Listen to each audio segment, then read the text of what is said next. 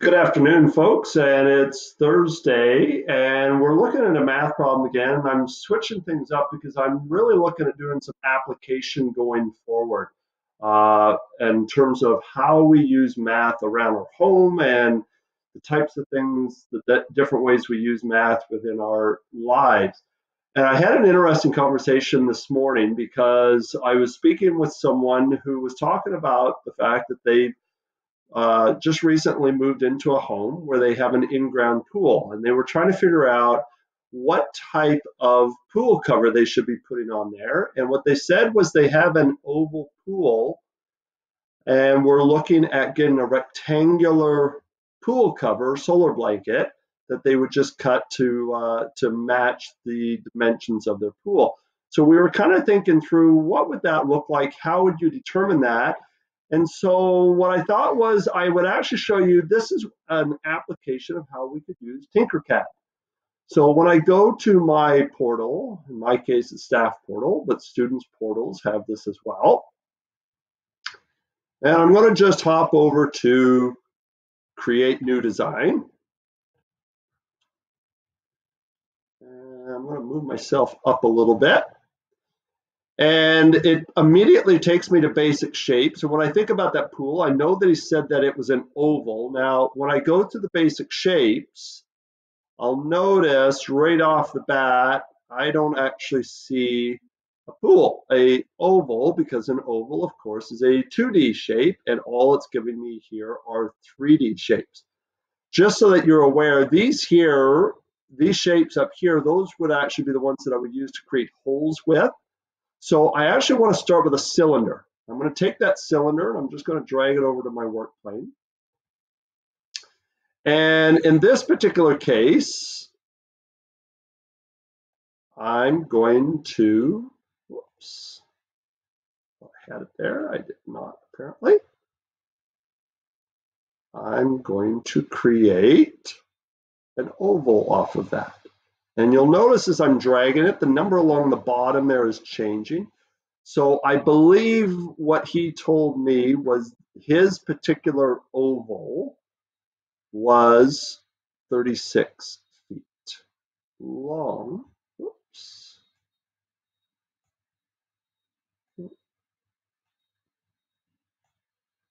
My mouse is a little touchy.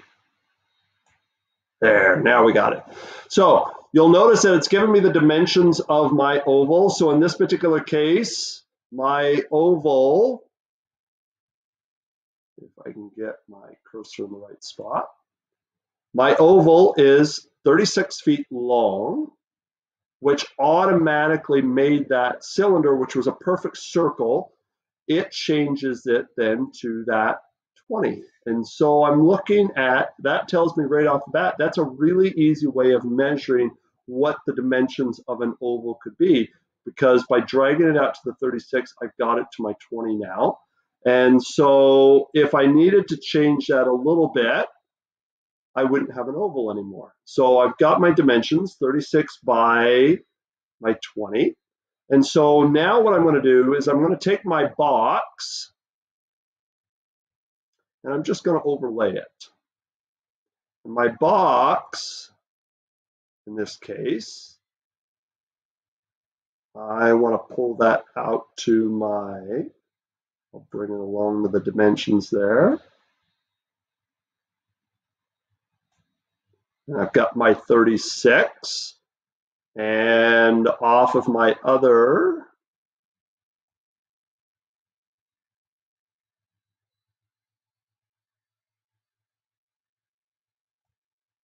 and you can see that I've got my little yellow design, which tells me I'm bang on. And so my box in this case is also going to be 36 by 20. But if I was actually to take my whole box, or if I had done a hole in the first place, I could actually figure out what pieces I would kind of have left over off of that. But I know off from this that if I was to get a rectangular solar blanket, I would want to look at getting a 36 by 20.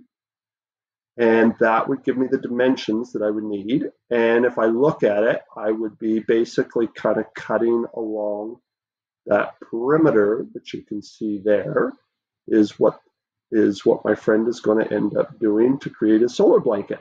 So that just gives you a little bit, if you wanted, obviously, this was a fairly easy design, but if you're getting into a little more complex cuts, for example, you were doing some construction and you wanted to lay it out and see exactly in a visual manner what this would look like, clearly Tinkercad allows you to do that.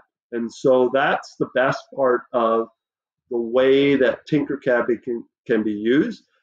In fact, if I even wanted to create a 3D model off of this to send it exactly to the pool cover maker, I could get this printed on a 3D printer. I could send it off to a pool company and have them custom cut directly off of it if we needed to do that from a virtual standpoint as well. So lots of really cool options that could be happening here.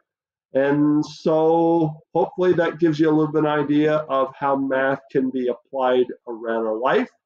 I'm thinking for next week that maybe we'll do something with gardening. I know lots of people are going to be looking at doing some gardening. So happy long Victoria Day weekend. And if you're anything like me, you're going to be busy on Monday getting your potatoes and carrots and lettuce put in your garden. So good luck, and we'll see you then. Bye.